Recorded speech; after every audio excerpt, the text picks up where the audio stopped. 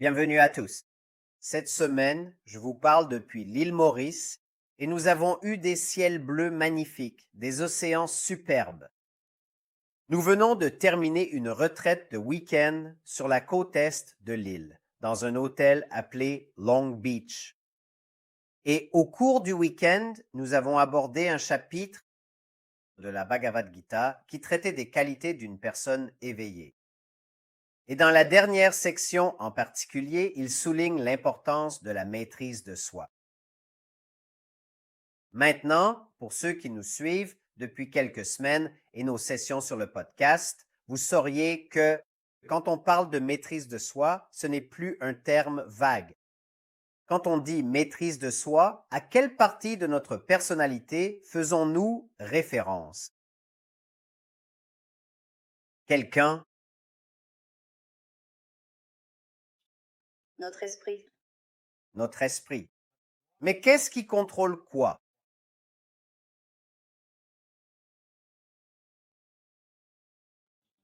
L'intellect contrôle l'esprit. L'intellect contrôle l'esprit et il contrôle les sens. Les sens sont attirés par toutes les tentations du monde, tous les objets sensoriels du monde. Et c'est la nature des sens d'être attirés vers le monde. Le monde lui-même devient de plus en plus attrayant. Il devient de plus en plus facile de satisfaire ses désirs, de satisfaire sa sensualité. La maîtrise de soi est donc la capacité de gérer, de gouverner, de diriger nos sens, l'esprit avec toutes ses différentes caractéristiques et de nous emmener là où nous voudrions aller, pour devenir la personne que nous voulons être et finalement pour atteindre l'évolution, la réalisation de soi, l'éveil. Maintenant, la première étape de la maîtrise de soi est de comprendre à quoi nous avons affaire. Pourquoi les sens? Pourquoi l'esprit? Pourquoi ont-ils besoin d'être gérés? Pourquoi doit-il être gouverné? Nous pensons que l'esprit, c'est nous. Alors pourquoi devons-nous gouverner une partie de nous-mêmes? Et nous avons avancé semaine après semaine, qualité par qualité, en disséquant la nature de l'esprit, en apprenant sur cet outil incroyable qui, s'il n'est pas maîtrisé, nous sabote. Mais s'il est dirigé, il devient notre plus grand atout. Et comme le dit la Bhagavad Gita, votre meilleur ami.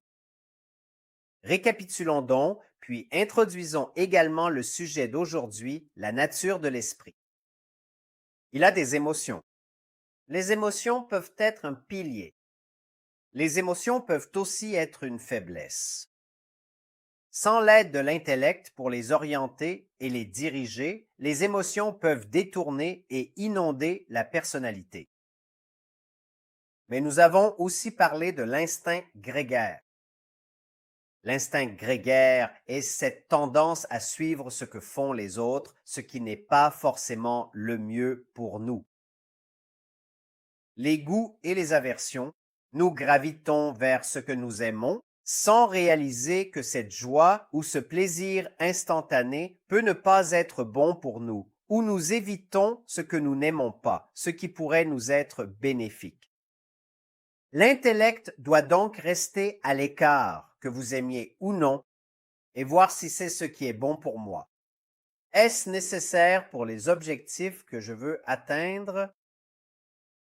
Ensuite, nous avons parlé et passé du temps sur les soucis et les angoisses de l'esprit.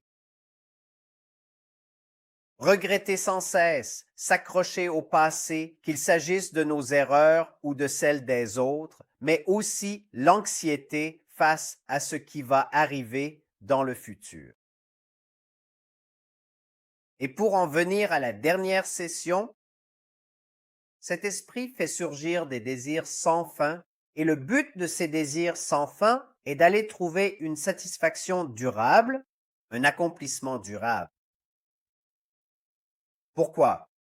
Pourquoi l'esprit cherche-t-il un accomplissement durable? Chaque être humain est à la recherche du bonheur. C'est juste que nous ne le cherchons pas avec structure, science ou logique. Nous avançons au hasard comme si nous étions dans une pièce sombre en nous cognant ici et là, heurtant les tables et les meubles, alors que nous pourrions allumer la lumière et trouver notre chemin. Pourquoi cherchons-nous une satisfaction durable? Quelqu'un? À cause de nos désirs, les vasanas. Oui, c'est exact. Alors pourquoi ces désirs? Quand nous abordons un désir, pourquoi cherchons-nous une satisfaction durable? Parce que notre nature originelle est le soi, et le soi est infini. Excellent. Nous cherchons donc toujours quelque chose qui est infini. Super. Notre nature originelle est absolument comblée. Donc, cette pression pour revenir à votre nature originelle, pour retrouver votre esprit, vous-même, votre véritable identité est le chemin spirituel. C'est le but de chaque désir. Le problème est que les endroits où nous cherchons ne donneront pas de satisfaction durable. Une glace peut-elle faire ça pour vous? Non. La richesse peut-elle faire ça pour vous? Non. La famille peut-elle faire ça pour vous? Non. Rien d'extérieur ne peut vous donner cette satisfaction durable.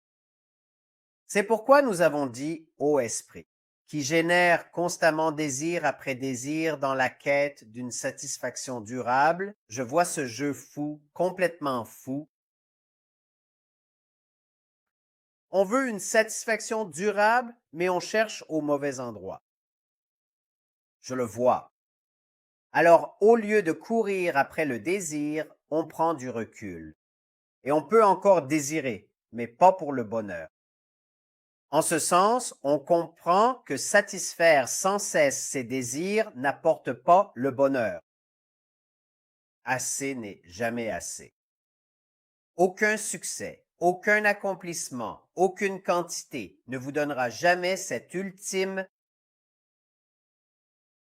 satiété, cette satisfaction finale, cet apaisement de cette soif intérieure. John D. Rockefeller, l'homme le plus riche de son temps, s'est vu demander « Combien d'argent suffit ?» Ce à quoi il a répondu « Juste un petit peu plus ». Et John D. Rockefeller, en disant cela, partage, d'une certaine manière, la folie irrationnelle de l'humanité dans ses propos. On pense vraiment qu'il s'agit d'en avoir plus.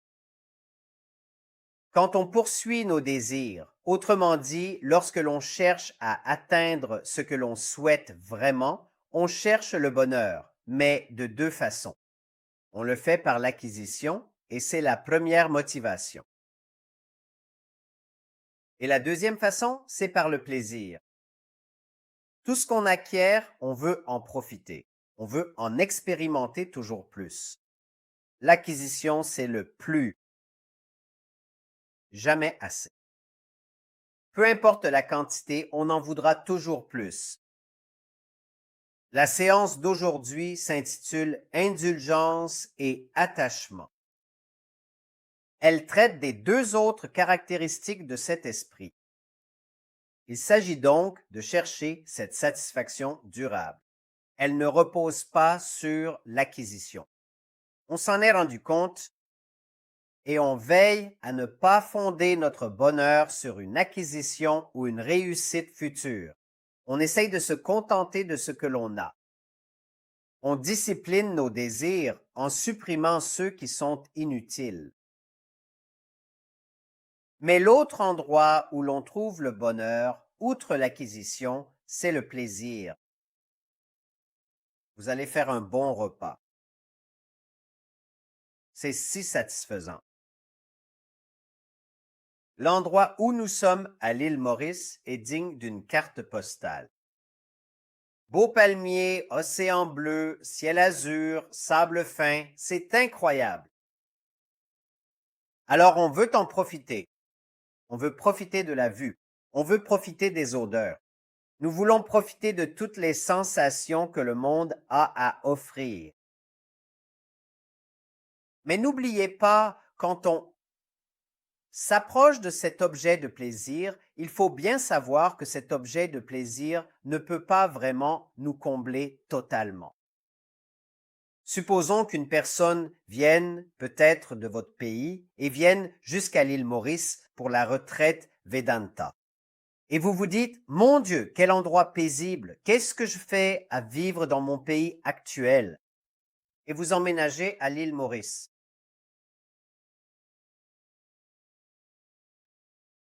Est-ce la réponse à tous vos problèmes? Demandez aux gens de l'île Maurice. Sont-ils illuminés? Sont-ils comblés? Sont-ils heureux? Ils veulent autre chose. Ils disent, oh, l'île est si lente, si ennuyeuse. J'ai besoin de plus. Je veux aller dans un endroit où il y a de l'activité. Et l'esprit imagine autre chose. Le problème avec le plaisir, c'est que quand on l'éprouve, l'esprit s'emballe. Il ressent cette satisfaction, puis il se méprend sur cet objet ou cela peut être une personne. Vous appréciez la compagnie de quelqu'un et vous vous dites, c'est ce que j'ai cherché toute ma vie. Cette personne, cet enfant, ce restaurant, c'est ça. Et l'esprit s'en convainc et retourne vers cet objet ou cette personne, et c'est là que l'excès s'installe. Il n'y a donc rien de mal à se faire plaisir. S'il vous plaît, profitez du monde. Mais quand vous retournez au monde et que vous en abusez, c'est parce que vous voulez presser cet objet pour tout le plaisir qu'il contient. On pense que cet objet continuera de donner le plaisir que l'on a ressenti au début. Mais quelle est notre expérience? Quelle est notre expérience? Si vous pensez à, peut-être, si vous restiez à l'île Maurice un peu plus longtemps, si vous prolongiez vos vacances. C'est temporaire, c'est temporaire. D'accord, quoi d'autre? Nous Atteignons un stade de neutralisation. on atteint un stade de neutralisation. On en veut vraiment plus. On en veut plus. Repensez-y pour ceux d'entre vous qui sont mariés depuis un certain temps ou qui sortent ensemble depuis de nombreuses années. Si vous êtes en couple depuis longtemps, repensez à votre première rencontre. Le frisson, l'excitation, la cour, le simple fait de se toucher les mains était une expérience tellement exaltante. Juste le moindre contact et on est ravi. Pourquoi? Parce que c'est nouveau. L'excitation est là, le frisson est là, et grâce au plaisir que cela procure, on veut recommencer. Et puis on se marie. Et soudain, au lieu de voir la personne le week-end, parfois de temps en temps, on se retrouve tous les deux ensemble, 24 heures sur 24. Et là, votre partenaire essaie de vous tenir la main et vous dites, ta main est moite. Non, s'il te plaît. C'est quoi cette histoire de main? On n'a plus besoin de se tenir la main. Qu'est-ce qui a changé? Qu'est-ce qui a changé? Est-ce que la personne a changé? Alors, quel est le facteur qui procure ce plaisir? La routine a changé. La routine a changé. La proximité. La proximité a changé, oui. Limité. La proximité est limitée. Le désir et le fait de vivre constamment dans un monde de Maya. D'accord. Et on commence à vraiment considérer ça comme acquis parfois.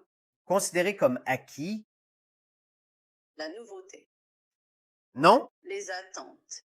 La nouveauté. La nouveauté, le côté neuf. La fraîcheur de l'expérience a disparu parce qu'on en a abusé. Et l'esprit est comme un enfant. Il ne réalise pas ce qu'il fait. Mais on a pris quelqu'un ou quelque chose qu'on aimait vraiment. et en s'y adonnant innocemment, que fait-on? On y retourne et on en veut toujours plus, encore et encore. Et ce qui arrive, c'est la loi de la valeur décroissante. Vous avez peut-être étudié cela en économie. Dans le Vedanta, on appelle cela la loi de neutralisation. Au début, quand on est en contact avec cette personne ou cet objet, comme votre restaurant préféré ou une pizza ou même un cocktail particulier que vous appréciez vraiment. Et quand on l'a pour la première fois, le plaisir est maximal. Oh, c'est un cadeau des dieux. Incroyable.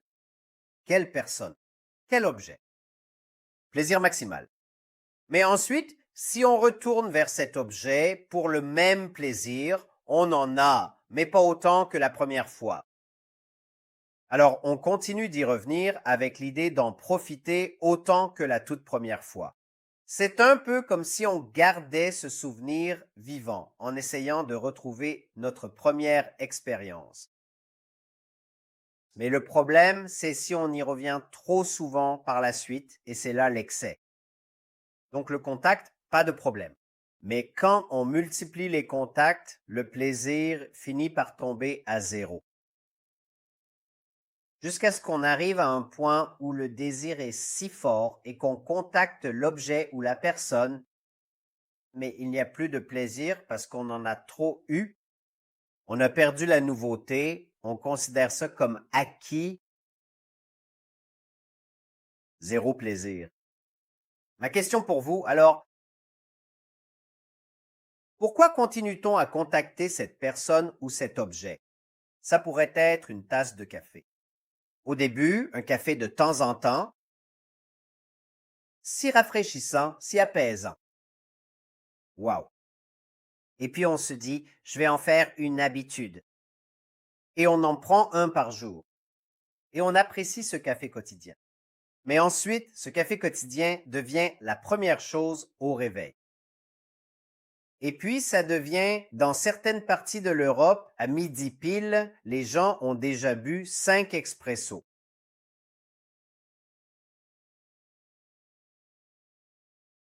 Pourquoi cette personne continue-t-elle à boire du café alors qu'elle arrive à un point où elle n'en tire plus aucun plaisir? Ça ne lui procure plus de plaisir. Ça pourrait être un buveur, ça pourrait être un fumeur, ça peut être un mariage. Pourquoi continuer à contacter cette personne ou cet objet s'il n'y a plus de plaisir? On essaie de répéter l'expérience ou on recherche cette première sensation. Oui, vous recherchez cette première expérience. D'accord. S'ils ne l'ont pas, ils ressentent une douleur. Alors pour éviter ça, ils s'y adonnent, même s'ils n'en tirent plus de plaisir. Si vous ne l'avez pas, il y a un certain inconfort. On s'est tellement laissé aller que quelque chose qu'on appréciait et on pourrait dire qu'on le tient pour acquis devient juste normal. La neutralisation, c'est quand on a eu un tel excès de quelque chose qu'on n'en tire plus aucun plaisir. Mais si on ne l'a pas ou si on en est privé, on sent un manque, quelque chose d'incomplet en soi. Alors imaginez, c'est ça le symptôme de sevrage.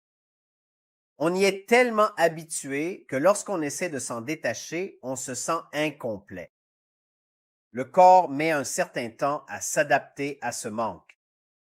On s'est rendu dépendant de la chose sans en tirer les bénéfices. Et le pire, c'est qu'on fait ça avec des choses qu'on aime, avec des gens dont on apprécie la compagnie. Et parce qu'on y a accès ou qu'on en a les moyens, la disponibilité, que fait-on? On s'y adonne à l'excès, on perd la relation, on perd le plaisir. Par conséquent, si nous voulons continuer à apprécier quoi que ce soit dans la vie, que ce soit une glace, l'île Maurice, des vacances ou une personne,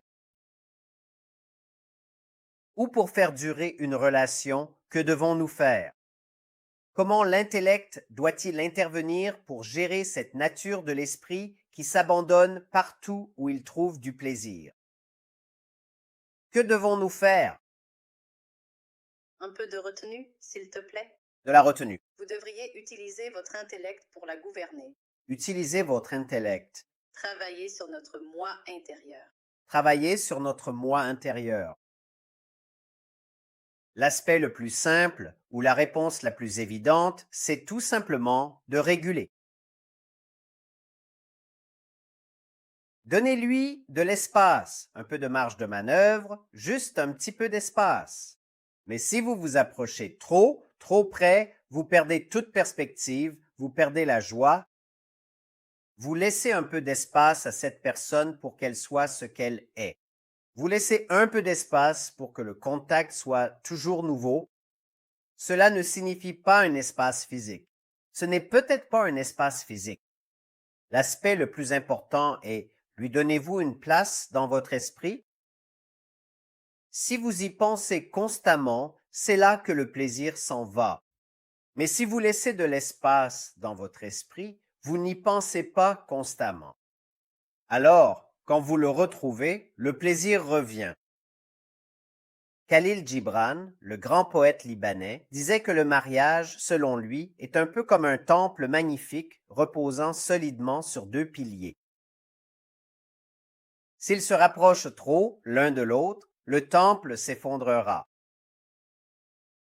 Le mariage est donc quelque chose de beau. C'est un temple. Mais ce temple repose sur deux piliers. Il y a donc un espace entre les deux. Mais si vous les rapprochez trop, trop près, ils s'écroulent. Robert Louis Stevenson dit que les absences ont une bonne influence sur l'amour. Alors, de temps en temps, faire une pause, voyager, garder de l'espace dans la relation, c'est positif. Les absences ont une bonne influence sur l'amour et le maintiennent éclatant et délicat. Alors pour ceux d'entre vous qui ont un partenaire et vivent avec, ce n'est pas facile. Mais quand vous allez au travail et que vous y allez séparément, il y a là une opportunité, il y a une absence. Alors, quand vous revenez et que vous vous retrouvez, vous découvrez qu'il y a une certaine impatience, une fraîcheur. Vous avez envie de discuter de votre journée. Quelle conversation avez-vous eue? Qui avez-vous rencontré? Sinon, on finit par tenir ça pour acquis. On doit donc faire attention à l'indulgence. C'est dans la nature même de l'esprit. Alors, de cette précieuse qualité de l'esprit, que devons-nous retenir concrètement pour aujourd'hui?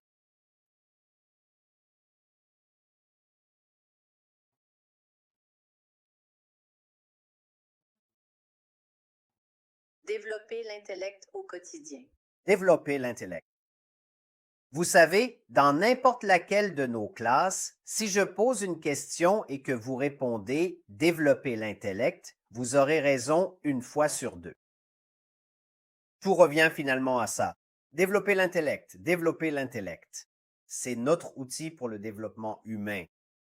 Oui, nous devons développer l'intellect. Mais je cherche quelque chose d'un peu plus précis. L'esprit n'a ni dimension ni direction.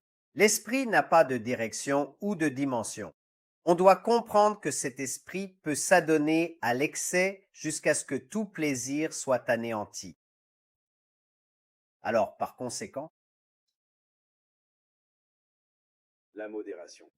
la modération. Et quand est-ce qu'on saisit ça, Paresh? Pas d'attachement. Pas d'attachement. Désolé, que voulez-vous dire par quand est-ce qu'on saisit ça? Quand est-ce qu'on agit là-dessus? Quand est-ce qu'on agit? Quand décide-t-on de modérer? Quand décide-t-on de réguler? Je pense qu'il faut une conscience aiguë pour s'observer en train de s'abandonner à l'excès et se dire c'est de l'indulgence, ça dépasse le simple plaisir et la joie. Et c'est là qu'on instaure une certaine modération. C'est donc beaucoup de conscience de soi. L'intellect observe donc constamment nos différentes relations et s'assure que ça ne tombe jamais dans l'excès là où on sent le plaisir diminuer. Ça veut dire que je suis trop en contact. Je dois laisser un peu d'espace, un peu de recul. Alors, pour protéger la relation, pour préserver le plaisir, laissez de l'espace. Si vous avez un endroit préféré que vous visitez et que vous aimez tant, y aller une fois par mois est un régal, un frisson. Vous y allez une fois par semaine. C'est encore bien, vous appréciez. Vous y allez tous les jours, c'est moins bien. Supposez que vous puissiez engager le cuisinier et qu'il vous prépare ce menu jour et nuit. Le plaisir diminue. Après 2 semaines ou un mois, plus aucun plaisir. Donc, si on sait qu'on aime vraiment quelque chose, il faut espacer. Gardez cet espace. Si vous trouvez que vous avez quelque chose que vous faites-le régulièrement et vous finirez par trouver que ça ne donne plus le même plaisir, faites une petite pause et le plaisir revient. Maintenant, l'indulgence est la qualité qui mène à l'aspect suivant de l'esprit. Quand on commence à se laisser aller, on ne cesse de penser à une personne ou à un objet. L'esprit a tendance à rester bloqué sur cette personne ou cet objet. C'est ce qu'on appelle l'attachement. On s'attache. Et le problème avec l'attachement, c'est que nous ne savons pas que c'est une chose négative. En fait, dans la société, c'est glorifié. On confond l'attachement avec l'amour. C'est donc encouragé d'un côté en disant qu'on devrait s'attacher, on devrait être attaché à sa famille, on devrait être attaché à son travail, on devrait être attaché à son emploi, sans réaliser les conséquences dévastatrices de cette qualité de l'esprit. Alors commençons par avoir une compréhension commune. Qu'est-ce que l'attachement? Quelqu'un. L'amour plus l'égoïsme. L'amour plus l'égoïsme. C'est la définition. Quoi d'autre? Se perdre parfois soi-même. Se perdre soi-même? Complètement. Complètement. Une connexion ou un lien fort avec quelqu'un ou quelque chose. Mhm. On veut que la personne fasse ce qu'on attend d'elle ou ce qu'on veut qu'elle fasse, pas ce qu'elle aimerait faire. Ce sont des expressions de l'attachement. L'attachement se situe au niveau de l'esprit. Mais quand on dit qu'on est attaché, ça veut dire qu'on prend notre pensée et qu'on la lie à une autre personne ou à un objet. Ainsi, cette personne ou cet objet devient l'objet de l'attachement. Nous avons noué, pour ainsi dire, un fil mental. Donc, tout ce qui arrive à cette personne nous arrive. Nous sommes connectés. Maintenant, imaginez si vous vous attachez physiquement à une chaise, à la table, à vos meubles, à votre lit, à votre oreiller, à votre fils, à votre fille, à votre mari, à votre femme, si vous vous êtes attaché à tant de choses à votre maison. Quand vous essayez de bouger, vous ne pouvez pas bouger parce que vous êtes lié. Donc, physiquement, on comprend, je ne peux pas bouger parce que je suis ligoté, je n'ai aucune liberté. Mais si je fais ça mentalement, je ne peux pas bouger. Si vous êtes attaché à votre lit, certaines personnes disent que l'endroit le plus confortable pour dormir au monde est mon lit. D'accord. Peut-être que vous avez des draps particuliers, un type d'oreiller spécifique qui vous soutient, votre posture, vous avez un matelas spécial, rien de mal à cela. Mais si vous y êtes attaché, quel est le revers de la médaille?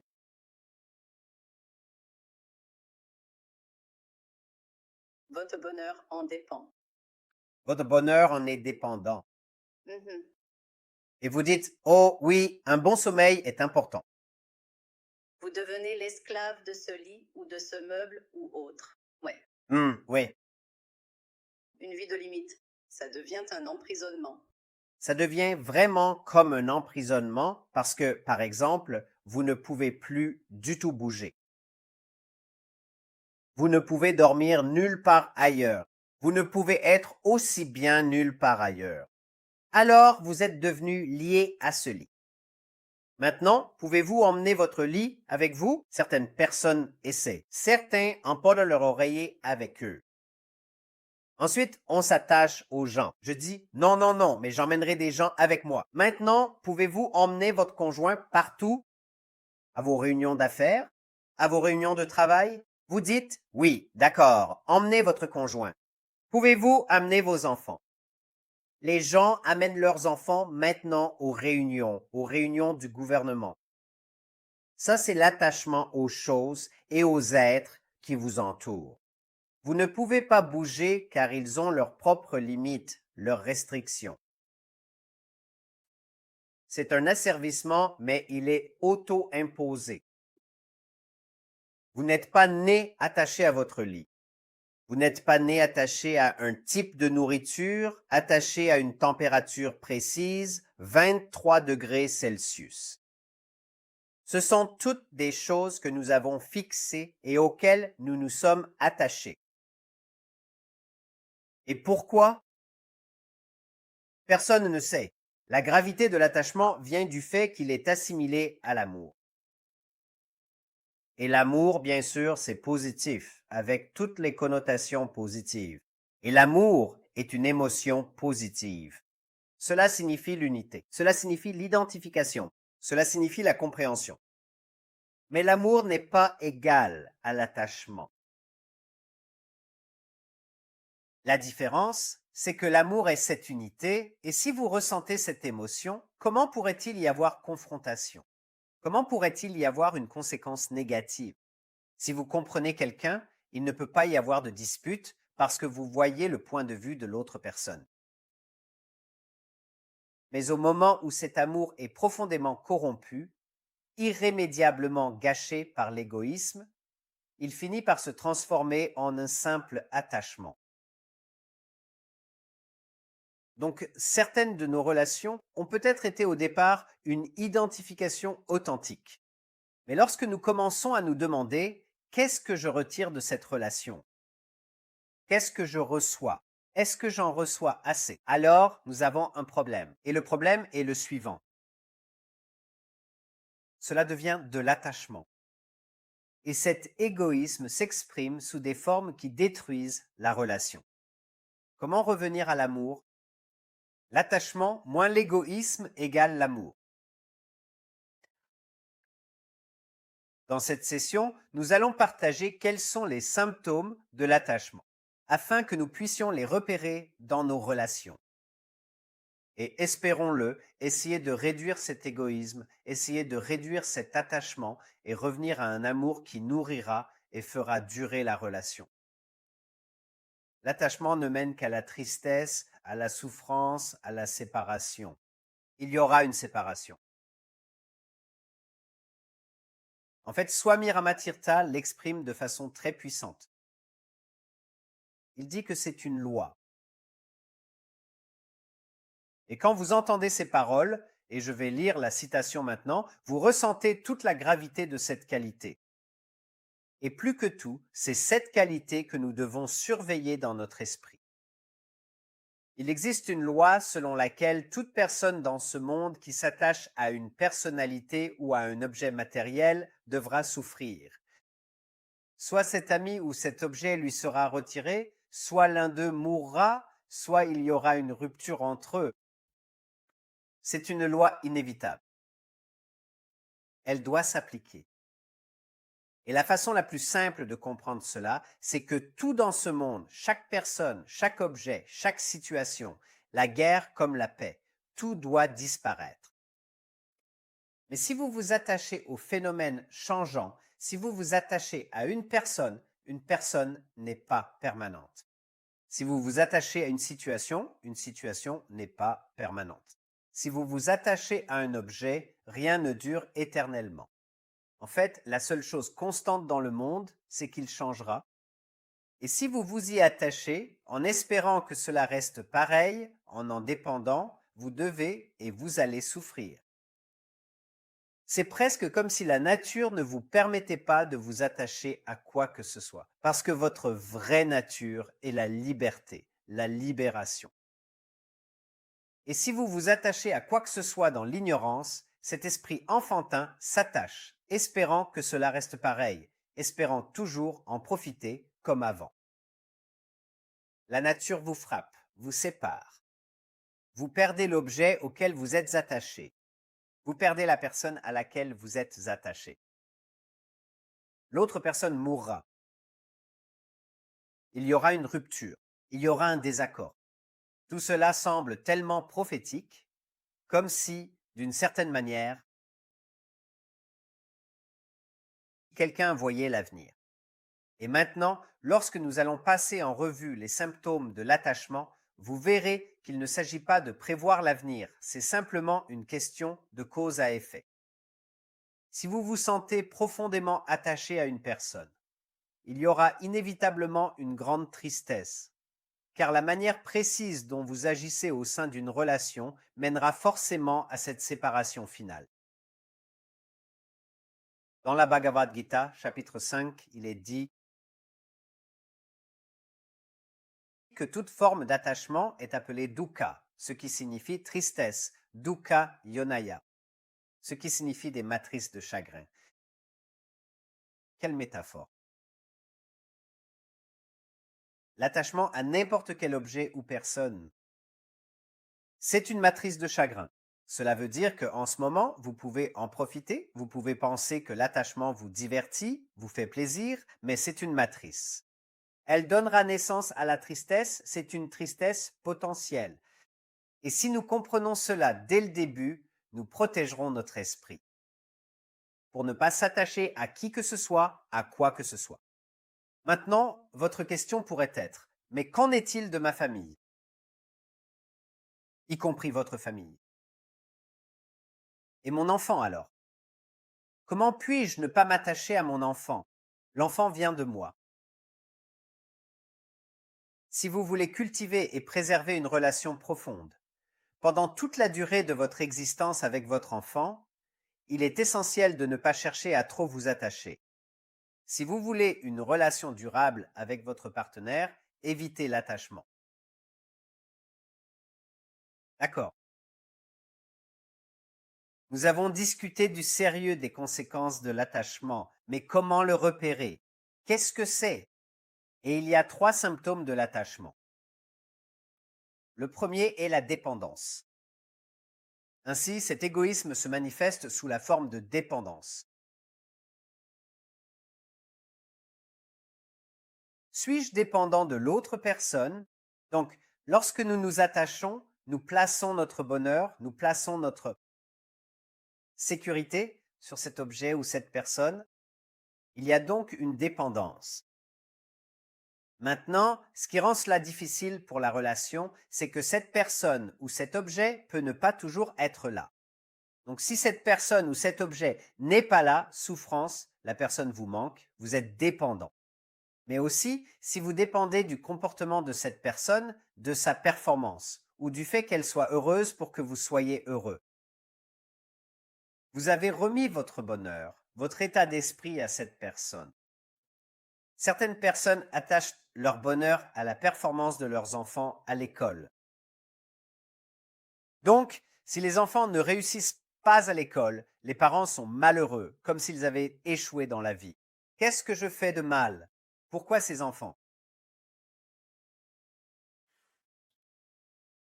Je suis sûr que nous pouvons tous nous reconnaître là-dedans. Mais prenez un instant pour y réfléchir. Comment l'enfant se sent-il?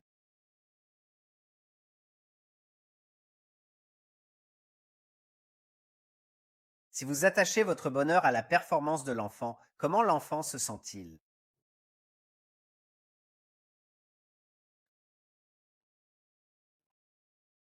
Il se sent très accablé, il se sent étouffé. Étouffé?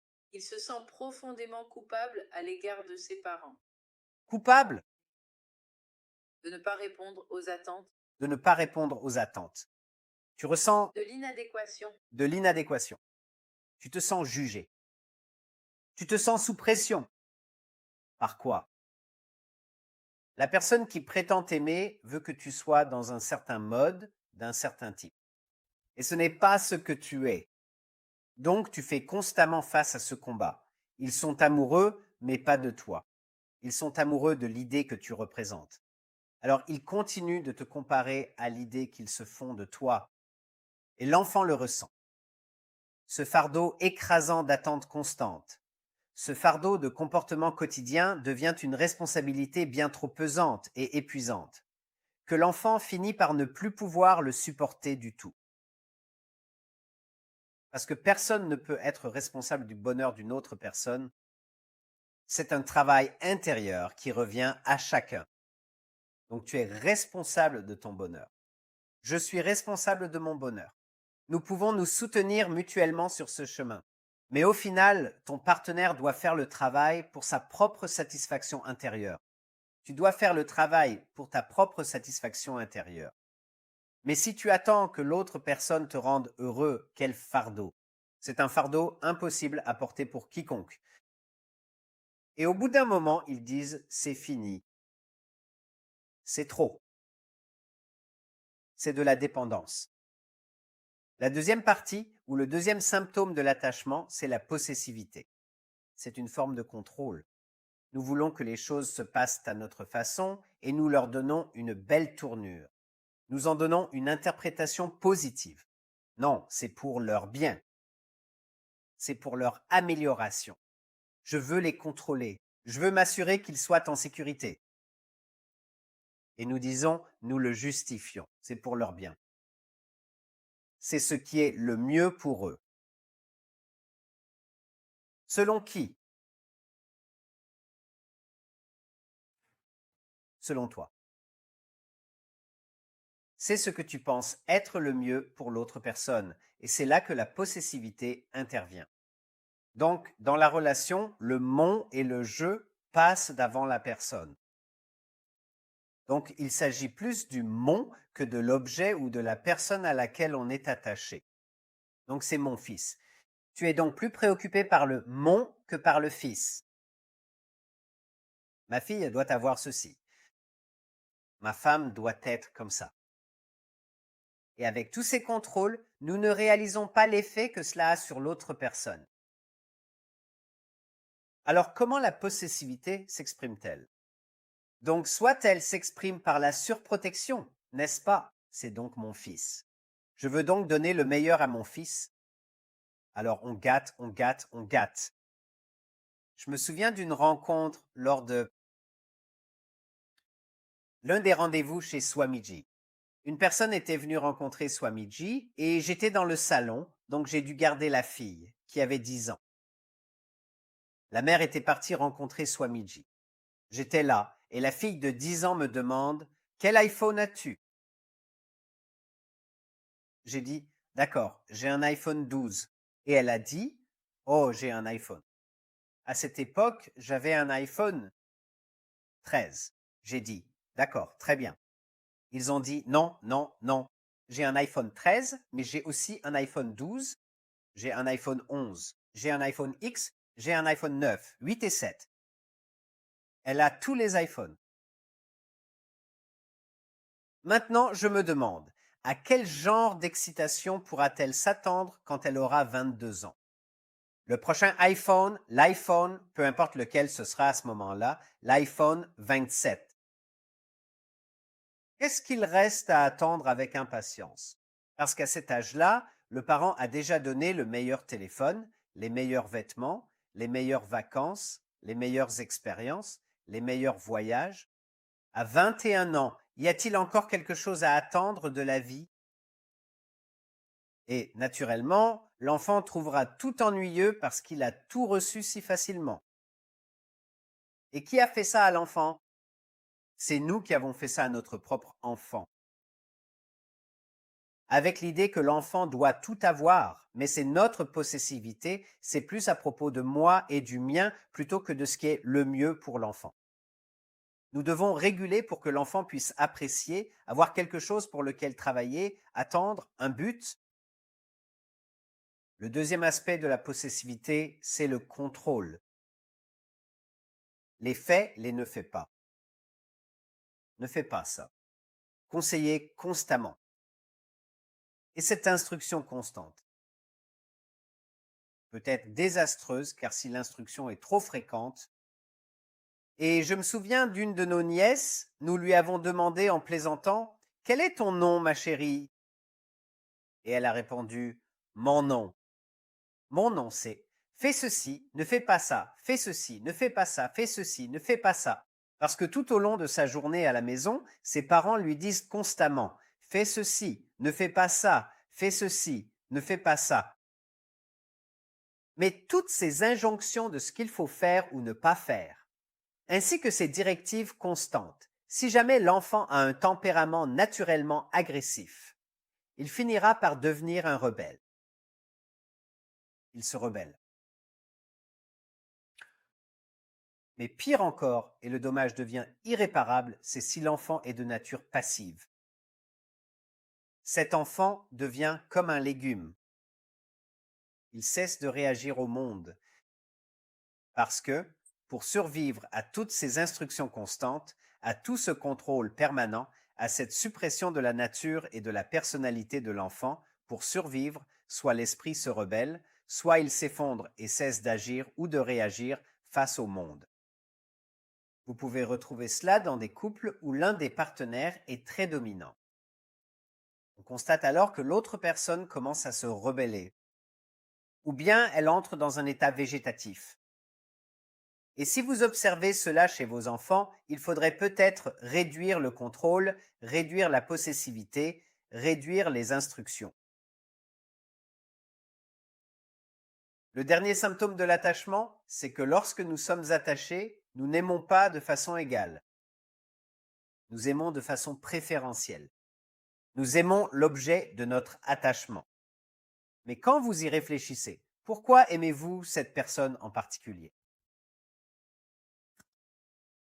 Pourquoi aimez-vous cette personne? C'est un amour conditionnel. Cela arrive s'ils font exactement ce que nous aimons qu'ils fassent. Ils font ce que nous aimons parce que Ils répondent parfaitement à l'ensemble de nos besoins et de nos attentes. parce qu'ils répondent à nos besoins. Et nous prétendons aimer l'enfant. Nous prétendons aimer le partenaire. Mais en réalité, nous aimons ce qu'il nous apporte. Nous aimons le sentiment auquel ils répondent. Nous aimons la façon dont ils pourvoient à nos besoins matériels, financiers. Nous aimons les émotions qu'ils nous procurent. Nous aimons les idées qu'ils nous apportent. Mais lorsqu'ils cessent de répondre à nos attentes, c'est là que l'attachement devient évident. En réalité, vous n'aimez pas la personne telle qu'elle est. Vous aimez ce qu'elle fait pour vous. Donc, en fait, vous n'aimez pas la personne. Vous vous aimez vous-même à travers la personne.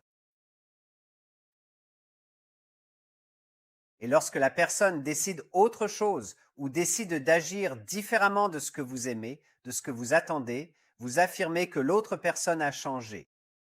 L'autre personne n'a pas changé. Vous n'avez simplement jamais aimé l'ensemble du package. Vous aimez seulement les choses que vous recevez. Et au moment où vous cessez de recevoir ou que cela change, la relation s'effondre. Par conséquent, essayons de purifier notre amour. Aimez les gens tels qu'ils sont.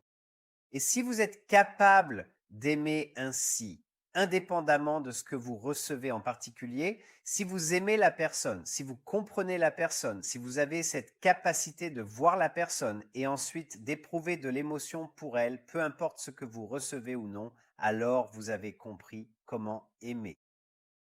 Et ce genre d'amour ne se limitera pas seulement à votre enfant. L'enfant peut vous apprendre à aimer, mais avec cette compréhension, vous constaterez que cet amour commence à se répandre partout. Erich Fromm, un grand philosophe, dit « Si une personne n'aime qu'une seule personne et est indifférente à tous les autres, c'est-à-dire si vous aimez une personne mais que vous détestez tout le reste du monde, il est très clair que ce n'est pas de l'amour. C'est un attachement symbiotique. Donc, si votre amour est préférentiel, il s'agit d'un attachement ou d'un égocentrisme élargi. Vous vous aimez vous-même. Et parce que cette personne vous fait des compliments, parce qu'elle fait ce que vous dites, vous prétendez l'aimer. Ce n'est pas de l'amour, c'est de l'attachement. Le véritable amour est universel. L'attachement, lui, est très préférentiel. Alors, vers quoi devrions-nous essayer de tendre et d'aspirer? Il ne fait aucun doute que nous avons des sentiments pour notre famille. Mais apprenons à prendre ces sentiments envers la famille et à les étendre, à apprendre à aimer davantage, à les élargir et à les porter vers les autres. Quand on est célibataire, on ne connaît vraiment pas le sens d'aimer une autre personne. Et puis on se marie. Et l'idée de la vie conjugale, c'est que l'on fait l'expérience de différentes émotions. On commence à ressentir des sentiments que l'on n'a jamais eus auparavant. Et votre conception de vous-même s'étend à une autre personne. Et ensuite, elle s'étend à votre famille. Mais quelque part en chemin, cela devient la limite.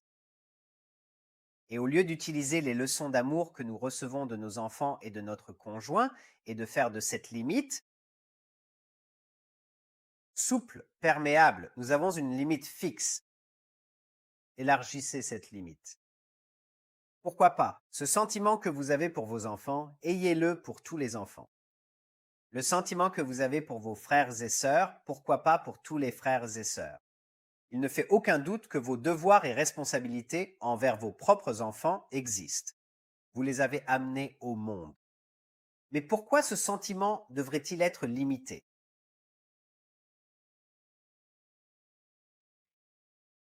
Laissez-le se répandre. Laissez-le aller. Swami Parthasarathi dit, votre maison. Elle devrait être le centre qui rayonne vers l'extérieur et non la limite de votre affection. Alors ne laissez pas l'amour s'arrêter à votre foyer. Si votre amour stagne, il devient de l'attachement. Et lorsqu'il devient de l'attachement, vous perdrez votre famille. Ils quitteront la maison, il y aura divorce, désaccord, confrontation.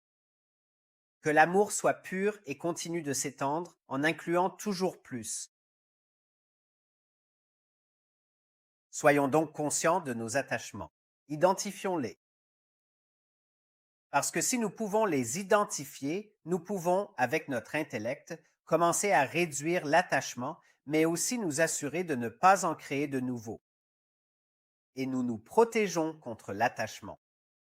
En fait, si vous aimez sans attachement, c'est mieux pour la relation.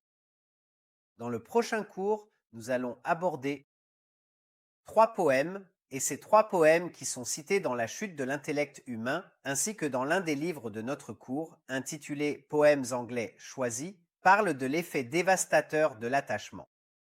Le premier poème parle de l'attachement de l'épouse envers son mari, l'Odamia de William Wordsworth. Le deuxième poème, Andrea del Sarto, concerne l'attachement du mari envers sa femme, de Robert Browning. Et le troisième poème, un autre chef-d'œuvre littéraire de Matthew Arnold, s'intitule Parents.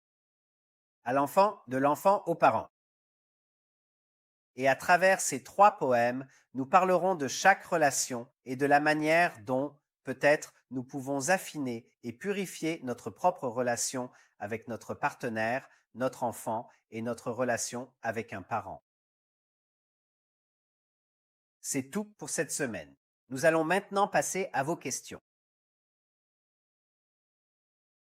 N'hésitez pas à réactiver votre micro et à poser votre question.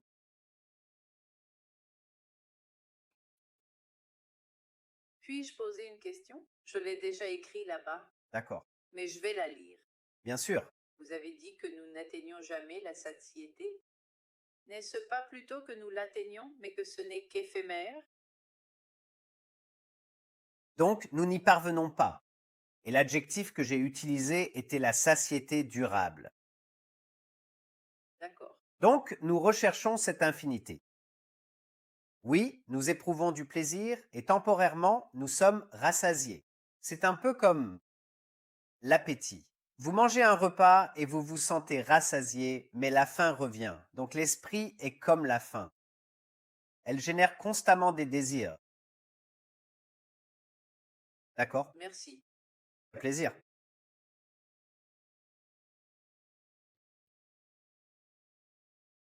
Alors, puisque certains abus peuvent être très subtils et trompeurs, comment les repérer? Car nous pourrions les repérer plus tard, une fois qu'ils se seront attachés à nous et se seront enracinés dans notre personnalité. 1. Un bon moyen de repérer un attachement est de l'agiter.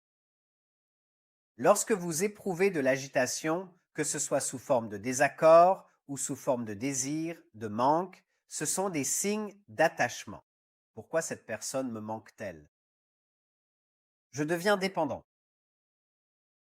Ou pourquoi suis-je en train de me disputer avec cette personne? Ah, parce que j'étais trop contrôlant dans cette situation. Plus tard dans les séances, un thème puissant que nous allons aborder. Pourquoi suis-je agité? J'avais une attente irréaliste envers cette personne. Je voulais que cette personne se comporte différemment de sa nature. L'agitation est donc un symptôme indiquant qu'il y a un problème. En réalité, si vous souffrez, vous pouvez être sûr que vous êtes attaché à quelque chose. Car la souffrance est un symptôme d'attachement. Il faut donc procéder à rebours. Si vous êtes stressé, si vous souffrez, c'est que vous êtes attaché. À quoi suis-je attaché maintenant?